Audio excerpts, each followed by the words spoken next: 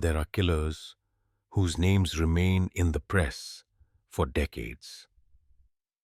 But there are also names forgotten, not because their crimes were lesser, but because they were hidden in silence, in the indifference of the public, or swallowed by other cases. Today, we will examine 5 forgotten serial killers. 5 examples that show how forgetting can be more haunting than memory itself. Forgetting can sometimes be more frightening than the crime. If there is a moment that makes you stop and think, leave it in the comments. Because sometimes what you notice may be different from what others miss. Subscribe and continue opening the files that remain unfinished. The forgotten cases are still there. Only no one has called their names. A silver Porsche stopped in front of a shopping mall in Florida. The man stepped out wearing a white shirt, hair neatly combed, a small stack of business cards in hand. He often paused near storefronts or by the cosmetics counters where young women gathered. The opening line was always the same. Have you ever thought about modeling? The voice calm, the smile friendly, and more important than anything, the expensive camera hanging from his neck as if proof for his invitation. Christopher Bernard Wilder was born in 1945 in Sydney, Australia. In his youth, he was recorded for acts of sexual violence. Once arrested for attacking a young woman, but received only a light sentence.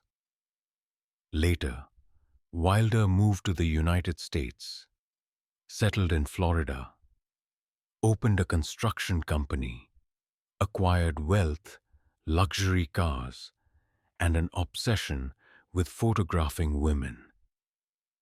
On the surface, he was a successful businessman.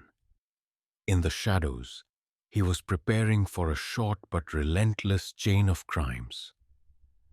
In the spring of 1984, Wilder began his spree. Over 39 days, he crossed 11 states, driving more than 6,000 miles, approaching numerous young women. The pattern repeated: an invitation to model, a promise of appearing in magazines, then a trusting nod. Once the victim entered his car, Wilder produced tape, restrained, photographed, held them in motels, and killed. At least 8 disappeared during that journey. Some were found in deserts, some by the roadside, some never returned. Missing person reports appeared in succession, but at first no one connected them. The cases occurred in different states, handled by different agencies. Wilder always moved quickly, leaving before police could establish links. The women vanished as if swallowed by the gleaming car he drove. In the files, one detail is noted. Wilder often carried a plastic bag containing tape, rope, and a Polaroid camera. Sometimes he left behind photographs, faces frozen in fear, eyes fixed under the flash. A few witnesses recalled seeing him at malls, speaking with young women, then both disappearing into the crowd. No one paid attention, because the offer of modeling seemed ordinary. The manhunt began when the list of victims gradually connected into a chain. The Federal Bureau of Investigation placed Wilder on its special most wanted list. Warnings were issued across states. A middle-aged man, polite appearance, driving a Porsche, carrying a camera, approaching women. But even with the alerts broadcast, Wilder continued to move. On April 13, 1984, in New Hampshire, a patrol officer noticed the suspicious car. When approached, Wilder drew a gun. Shots were fired, the brief encounter ending with his death. On his body, police found weapons, tape, and rolls of undeveloped film. The 39-day journey ended not with a trial, not with a sentence, but with a single gunshot. But the after effect did not end. Families of the victims were left with only a few objects: a discarded wedding ring, a blurred Polaroid, a pair of high heels found by the roadside. The severity lay not in blood-stained details, but in the cold speed. 8 lives in just over a month, stretched across the country. Wilder left no message, no confession, only empty spaces within which a question lingers. If he had not died that day, how many more faces would have vanished under the flash of his camera?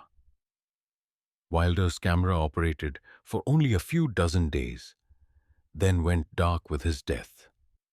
But elsewhere, in the early 1980s, there was another man carrying a camera, not driving a Porsche, not dressed in luxury, just a quiet taxi driver, moving each night through the narrow streets of Hong Kong. There, the flash was not used as invitation, but to record bodies already stripped of life.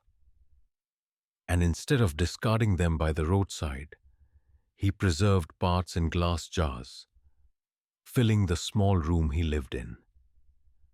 Late at night in Hong Kong, the narrow streets still glowed with neon. Taxis lined bumper to bumper. Among them was a red car, its driver rarely speaking, thin frame, thick glasses hiding dark eyes. His name was Kor-wan. By day, he lived with his parents in an ordinary apartment. By night, he drove passengers through the city, unnoticed. But when the car door closed, another journey began. Not an ordinary ride, but the final one. Subscribe to continue opening the files that have never been brought to light. Because forgetting can sometimes be more dangerous than memory. Lam was born in 1955, raised in a working-class family. From an early age, he appeared different, quiet, withdrawn, spending long hours reading anatomy books, cutting out images of bodies from medical magazines. Friends described him as one who lived in darkness. After leaving school, Lam obtained a taxi license and chose night driving, a job that gave him access to women traveling alone, who could then disappear unnoticed. Between 1981 and 1982, Lam began taking female passengers back to his small apartment. The door locked, the curtains drawn. Inside, he killed them, photographed the bodies, then carefully dismembered them. Some parts were preserved in glass jars, placed inside a wooden cabinet, like a pathological collection. In the silent room, the flash burst again and again, capturing each posture, each detail, seen by him alone. Investigators later described, he did not only want to kill, he wanted to control the memory of the victim, to keep them within the photographs, within the preserved fragments of their bodies. The Polaroids recovered later showed different stages of the acts: before, during, and after the killing. Each image stood as evidence of absolute coldness. Lam might have continued for years, if not for a small mistake. In August 1982, he brought a roll of black and white film to a nearby photo shop. The employee, turning over the negatives one by one, was alarmed to find that what appeared was not landscapes or portraits, but dissected human remains. They called the police. When officers knocked on Lam's door, the glass jars arranged on shelves appeared under the light. Inside were heads, hands, and body parts submerged in liquid. They also found hundreds of photographs and surgical tools. The small apartment was no longer a residence, but a self-made laboratory, where death was preserved and replicated through images. The 1983 trial shook Hong Kong. The press called him the Hong Kong Butcher. Lam sat in silence inside the dock, eyes lowered, speaking rarely. The record states he admitted the acts but showed no emotion. At first, the court sentenced him to death. Later, the sentence was reduced to life imprisonment. He spent the remainder of his life behind bars, silent, offering no further explanation of motive. Residents of Hong Kong were unsettled not only by the brutality of the crimes, but because the perpetrator lived among them, driving an ordinary taxi through familiar streets. People repeated the thought that lingered. He could have been the driver who once took me home, and I never knew. The after effect did not rest in the sentence, but in the image of the jars. No one explained why he kept each fragment, whether it was medical curiosity, obsession with control, or a simple emptiness without words. The room where they were found was later cleared, but the memory of the flash in the darkness remained. The glass jars in the Hong Kong apartment were sealed and placed into evidence storage. The flash of his camera finally went dark. But at the same time, on the other side of the world, another man was moving in silence. Not in a taxi, but in a long-haul truck. No jars, only highways stretching across multiple U.S. states. At each stop, he left behind an erased family, a vanished couple, and like the truck rolling forward, the perpetrator departed immediately, leaving scattered, disconnected cases that seemed unrelated. The highways of the American East at night were often empty. Headlights from trucks swept across the asphalt, then disappeared into the dark. Few paid attention to the man behind the wheel, large build, sun-worn face, moving from state to state. His name was Edward Arthur Surratt, a drifter, a former Marine, and also the one who left traces scattered across Pennsylvania, Ohio, and South Carolina in the 1970s. Born in 1941 in Aliquippa, Pennsylvania, Surratt grew up in a working-class family.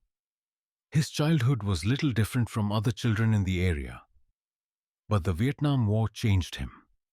Returning to the United States after years of service, Surratt carried psychological scars no one could reach. He married, worked as a truck driver, but the marriage quickly dissolved.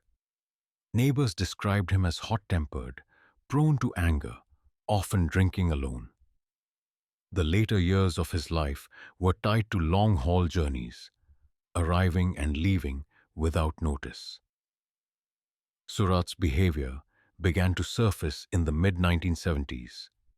The victims were often couples or families living in remote suburban areas. He broke into houses at midnight, held them at gunpoint, killed the man first, then attacked the woman. At times, entire families disappeared in a single night. The files record at least 18 victims, but investigators believe the true number was far higher. The defining difficulty for investigators was his constant movement. Cases in Pennsylvania, Ohio, and South Carolina seemed unrelated. A rural family killed, then weeks later, hundreds of miles away, a couple vanished from a car parked roadside. Each jurisdiction saw only fragments, and no one assembled the whole picture. For years, Surratt existed like a shadow, moving along highways, leaving behind scattered traces. In December 1977, in Beaver County, Pennsylvania, a married pair of schoolteachers were killed in their home. Bullet marks scarred the walls, glass shattered on the floor. Weeks later, in South Carolina, an elderly man was shot dead in his living room, while his wife was attacked and survived. Her testimony became a crucial fragment. The intruder was a tall man, short hair, a northern accent, driving a truck. Early in 1978, South Carolina police stopped a suspicious truck. The driver was Edward Arthur Surratt. Inside, they found guns, knives, and items believed to belong to previous victims. Surratt was arrested. The subsequent trial ended quickly. He was sentenced to life for the murder of the elderly man in South Carolina and the assault on his wife. The other cases, though bearing signs, lacked sufficient evidence for conviction. In prison, Surratt rarely spoke of the past. Only in 2007 did he admit to investigators that he had killed more people than the record showed. The confession was late, lacking detail, and only deepened the obscurity of the files. Families of the victims, after decades, still received no complete answers. Today, Surratt remains alive in a Florida prison, serving multiple life sentences. He has grown old, sitting in his cell in silence, carrying secrets never disclosed. The case files in Pennsylvania still hold a question. How many deaths of the 1970s were truly his doing? The after effect of this case lies not in the trial, not in the life sentence. It lies in the stretches of highway, where the headlights of a truck flash across the glass of a window, then vanish. In that moment, no one knows whether it is only a routine delivery or the final journey of a family. The highway is closed with Surratt's truck, but the silence did not disappear. In another city, Kansas City, a man did not need highways to spread his crimes. He sat inside a small house, doors locked, curtains drawn. No movement, no flight. Yet each victim vanished once they entered. If Surratt scattered deaths across states, here they were all contained within 4 walls, alongside hundreds of photographs and a diary filled with gold lines of text. Kansas City, 1980s. On a small street stood an ordinary house, 4015 Charlotte Street. Its owner was a man in his 40s. Short, thick glasses, side-parted hair, named Robert Berdella. He ran a shop called Bob's Bazaar at the flea market, selling strange items. Broken dolls, occult books, stuffed animal heads. People considered him eccentric but harmless. No one suspected that inside the house was another world. where crimes were recorded in detail like a research log. Berdella was born in 1949 in Ohio. His childhood was chaotic. A strict, abusive father, a silent mother. As he grew up, Berdella realized his difference, bullied and isolated. He left art school, moved to Kansas City, and opened his shop. In society, he was an odd man with a steady business. In the shadows, he began planning for complete control over another human being. From 1984 to 1988, Berdella targeted young men, most of them gay, addicted, or homeless. He lured them to his house, sometimes with the promise of work, sometimes with an invitation to stay overnight. Once the door was locked, victims were injected with sedatives, bound, and subjected to prolonged torture lasting days. Berdella kept meticulous notes in a logbook. Dates, drugs, levels of pain. He also took hundreds of Polaroid photographs, capturing each stage of physical decline. Finally, when the bodies could no longer endure, he killed, dismembered, placed the remains in trash bags, and discarded them as ordinary waste. For years, no one suspected. The missing young men were assumed to have moved elsewhere. The house at 4315 Charlotte remained quiet, only Berdella going in and out. But on the morning of April 2nd, 1988, that silence broke. A young man named Christopher Bryson suddenly ran into the street, still wearing a dog collar around his neck, his body marked with wounds. He stopped a police car whispering, "He kept me. He was going to kill me. He was going to kill." When police entered Berdella's home, the scene unfolded. Hundreds of Polaroid photographs stacked in piles. The diary with detailed records. Boxes of drugs, restraints, collars. In the basement and refrigerator were fragments of bone and tissue. Each piece of evidence matched Bryson's testimony. There was no longer doubt. Berdella had kept a living archive of his own crimes. The trial took place at the end of 1988. Berdella was charged with killing at least 6 victims. He pleaded guilty to avoid the death penalty, receiving multiple life sentences instead. In his statements, he showed no remorse. He explained briefly that the notes and photographs were to track progress. The journals, rather than offering explanation, revealed the absolute coldness. Each hour, each minute, like an experiment conducted on the human body. In 1992, Berdella died in prison of a heart attack. The house at 4315 Charlotte was later demolished, leaving only an empty lot. Locals called it the only way to erase the memory of the place. But the files remained. Hundreds of Jeff, move! We're photographs. gonna move you! We gotta go north! Everybody's gotta go north! It's the last time we're gonna tell you! We're gonna have to move you! Let's go! Move! Move, The folks, after move! effect of the case lies not in the sentence, not in the death in prison, but in the haunting of small details.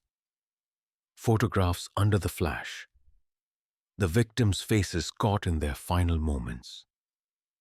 The diary, with its short lines, devoid of emotion.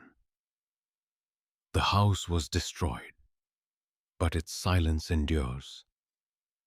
The unanswered question remains: why record everything, if not for someone else to read? Berdella's diary, filled with lines of times and dates, closed with his sudden death in prison. But the haunting did not disappear. In Illinois, another man also chose to mark his crimes with objects.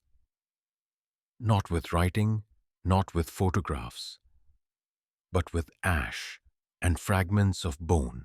If Kansas City had witnessed a house filled with records and Polaroids, then in the suburbs of Peoria, the traces lay just behind a yard, a pit of earth smoldering with fire, where human bones were crushed into white dust, mixed into soil as if they had never existed. In suburban Peoria, Illinois, there was a small house with an overgrown yard. Neighbors sometimes saw smoke rising from a pit, but they thought it was only trash being burned. No one paid attention to the man living there. Larry Bright, 40 years old, unemployed, living with his mother.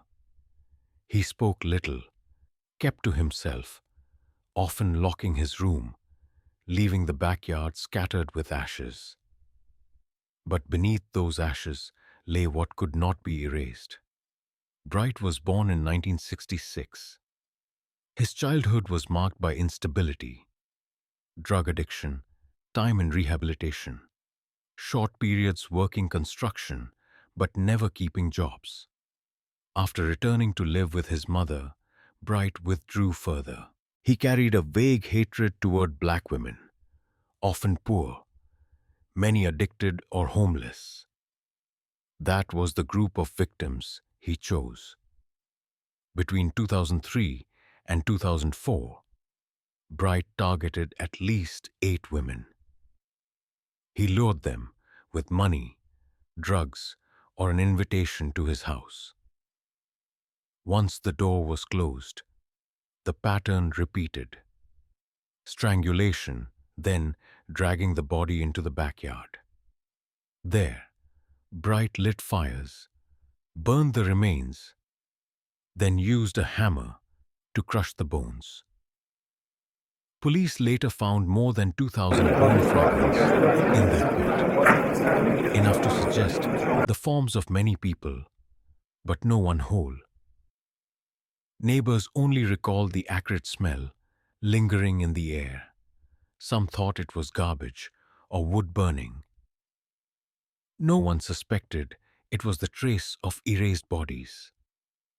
Bright repeated the cycle many times, convinced the ashes would remove all evidence. But he did not count on the memory of one who survived. In early 2005, a woman escaped from the house, running into the street in a panic. She told police that Bright had tried to kill her and that he had spoken of killing other women. At first, police were doubtful. But when they searched Bright's house, they found the evidence: the pit of ashes, bone fragments, and a hammer still marked with blackened burns. Forensic tests confirmed the fragments were human, belonging to several individuals. Interrogated, Bright eventually confessed. He said he had killed 8 women, all of them those he described as with drug problems. He recounted the process of burning the bodies as if it were routine disposal, lighting the fire, waiting for the ashes to cool, crushing them. No apology, no expression of feeling, only emptiness. In 2006, at trial, Bright received 8 life sentences without parole. Families of the victims sat silently in the courtroom. For many, the reality that their relatives existed only as fragments in a pit of ash was a wound that would not close. Bright's house was later abandoned, the backyard overgrown, covering the ash pit. But neighbors still spoke of the smell that lingered. Some said that when the wind shifted, they remembered the nights when smoke rose from that yard. The after effect of the case lies not in the number 8, nor in the life sentences. It lies in the detail. 2,000 bone fragments, unable to be reassembled into a person. Each fragment a proof of existence, but crushed to dust, as if life could be erased completely. The question that remains: how many fragments disappeared into the wind, never to be found? Crime records contain names that fill the front pages, repeated until they become legend. But these 5 cases show another side. Killer society allowed to fade into obscurity. Not because their crimes were smaller, not because they were less brutal, but because the victims were not heard, because public attention was fixed elsewhere. A wealthy photographer turning the nation into his hunting ground in 39 days. A silent taxi driver preserving human remains in glass jars. A former Marine leaving corpses scattered along highways. An antique dealer recording torture in meticulous diaries. A man living with his mother, crushing bones into dust in a backyard pit. All share one point. Their names gradually disappeared, swallowed in silence. But the files remain, the photographs never destroyed, the pages of cramped handwriting, the bone fragments stored in evidence bags. Forgetting can be more haunting than memory, because it leaves empty spaces where we no longer know who has passed and how many others remain unnamed. If there is any detail in these files that unsettles you, leave it in the comments. Each comment is a way to remind that they are not entirely forgotten. And if you wish to continue opening the files hidden in darkness, subscribe. Because when the story closes, what remains is only silence. Do you want me to create content about another subject? Leave a comment for us. Thank you.